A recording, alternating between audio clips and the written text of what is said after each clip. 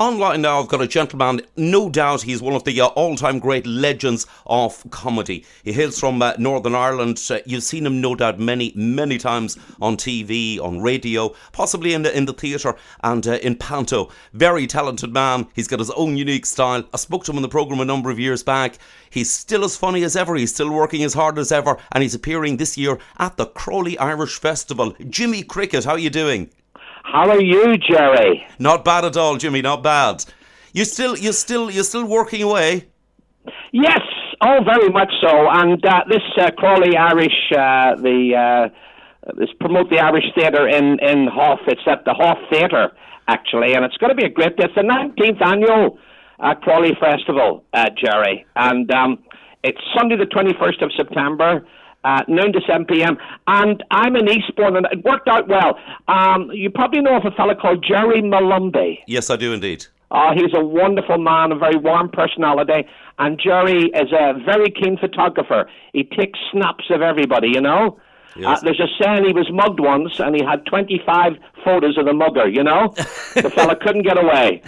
So, and Gerry, I've become very good friends with Gerry, and he's thought, you're in Eastbourne the night before, this will be handy, and so I'm gonna give it a cheer, and I'll be there. I'll do a couple of spots. We'll be in the open air for one of the spots, and then I'll do another little act in the foyer. Indeed. Of the theatre. Something, no doubt. I mean, with yourself and and all of the other acts who are there, it sounds like as it's going to be an absolutely blinding day.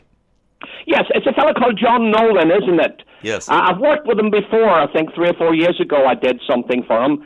And you know, these people keep our culture going from now. They keep the tradition going, and you know, I think they do so much good because we stretch out, you know, for to other cultures, and you know, when you're living and obviously we're living in England, and we're going through a great period now where the two countries are great friends. You know, obviously I was in Northern Ireland, and very sad, Gerry, when all the troubles were there. But it does my heart good now to see the way things have gone, you know? Indeed. Now, you were originally from Cookstown in County Tyrone. I did, and I went back, will you hear this? Come closer to the phone. I went back to do a little show last year with a show band called the Club Sound. Yes, indeed.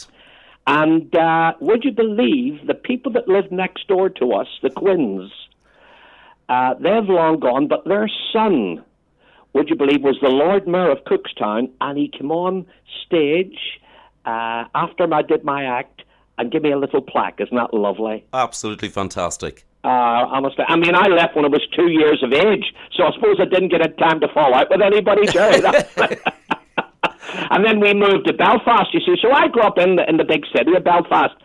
Probably, in hindsight, it was probably a good idea for me anyway, because then there was 2 big theatres there, Grand Opera House and the Empire, and obviously all the cinemas, and sort of you became a city slicker. But I love, when I go back to Cookstown and do a show, I walk up the streets and think, this is where the mommy and daddy were born, and then they brought up the family. I was the youngest, and I'm so in a way I show allegiance to both Cookstown and Belfast. One where I was born, and then the second where I grew up. Indeed. And was it the theatre and all of the showbiz that took you to the UK, took you over to England? It did. I started off sort of as a redcoat in Butlins and Mosney in County Meath.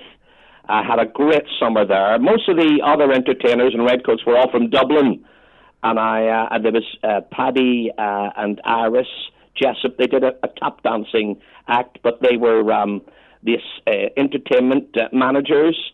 And I remember seeing Hal Roach. He used to do the review. I was in awe of him because I was only like 18 or 19.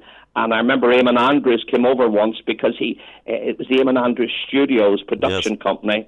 Fred Donovan, I think it was. And Eamon came to and see the show. It was magic moments when you're just a redcoat.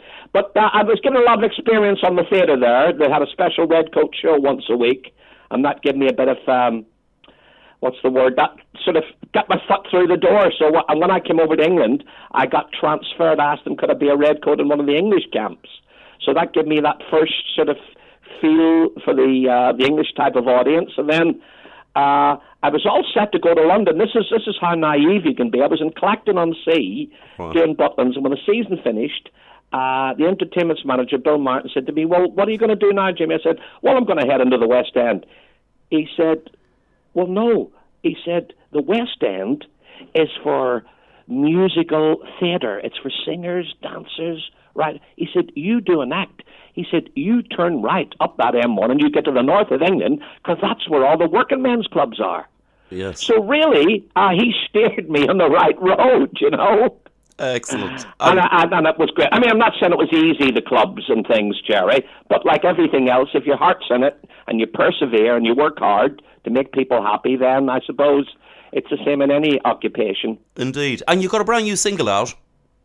Well, what had happened, there's a wee story here. My nephew, David, when he left school, he's always a talented boy on the keyboard, and when he left school, he came on the road with me. In fact, he tells a story where, is it Beacon Hill in London, the big bingo club? Beacon Bingo, yes. Beacon Bingo. And I remember he came with me and a young drummer, and he tells this story of when a fella came up to me outside and said, hey, Jimmy, would you like some weed? And Uncle Jimmy said, no, but I'd like some flowers. Now, I don't know if there's any truth in that, but he tells that story, right? Now, what had happened then, he went into a boy band, and he did tributes to Boyzone and Westlife, and then he left the business and sold cars, went through the normal job. But then he got excited about 6 months ago and says, Uncle Jimmy, I've gone into partnership in a recording studio with another producer. He said, do you remember a little song we did when we were all tiny called The Ballad of Harvey the Turkey? And I said, yeah, that's a while back. He said, what do you fancy doing it for Christmas? And I said, yeah. Well, so while we're waiting for Christmas, this was July, this story broke, obviously, the World Cup with Luis Suarez, biting the Italian. So I thought, let's put a bit of a novelty joke here. What about a fella on holiday in Uruguay? He goes into Luis Suarez's local, and when Luis Suarez jumps in front of him to get a drink, he says, hang, I was here first. And so your man bites him. And so I had a bit of a story. I thought, when I got the opening, I'm standing in a bar in Uruguay, like a bit of a rap. But what David, my nephew, and his partner, Grant, have done, Gerry, they've put a lot of American feel in it. And they put a chorus into it. You see, I think with a novelty song, you've got to put as much work as you do to a ballad. Yes. You know, with arrangements and with backing singers, and that's what's making me quite pleased with the song, you know. Excellent, and we'll have a listen to it in just a minute. Jimmy, listen, it's been great to talk to you. Have a great time down at the Crawley Irish Festival, no doubt you will, and I hope to speak with you again soon. Look forward to it, Gerry. That's excellent. Thanks very much. Thank you, Jimmy. Bye.